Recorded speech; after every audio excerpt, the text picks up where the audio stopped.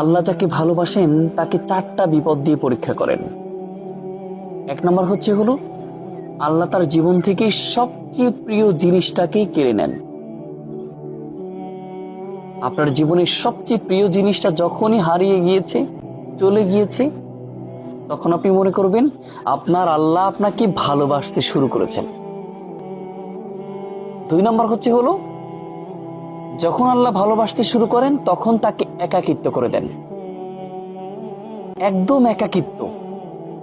আপন মানুষগুলো পর হয়ে যাবে, প্রিয় মানুষগুলো দূরে চলে যাবে।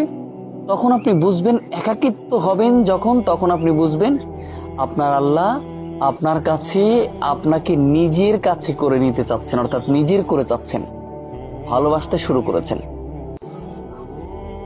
3 নম্বর হলো প্রচুর পরিমাণ দোয়া করবেন, আল্লাহ আপনি আমার এই কষ্ট থেকে পরিত্রাণ দেন, কিন্তু আল্লাহ আপনার এই দোয়া কবুল করতে চাবেন না।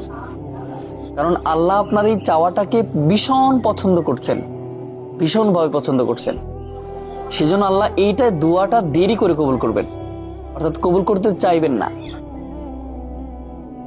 এরপরে আল্লাহ আপনাকে একের পর এক বিপদ দিয়েই থাকবেন, একের পর এক পরীক্ষা নিয়েই থাকবেন।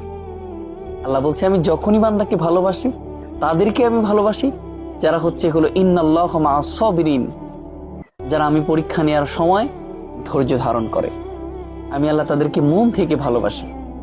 অর্থাৎ এই 4টা জিনিস দিয়ে আল্লাহ আপনাকে পরীক্ষা করিয়ে আপনার আল্লাহর প্রিয় বান্দা হিসেবে কবুল করতে চান, প্রিয় করে নিতে চান। এই 4টা বিপদ আসলেই মনে করবেন আল্লাহ আপনাকে ভালোবাসতে শুরু করেছেন।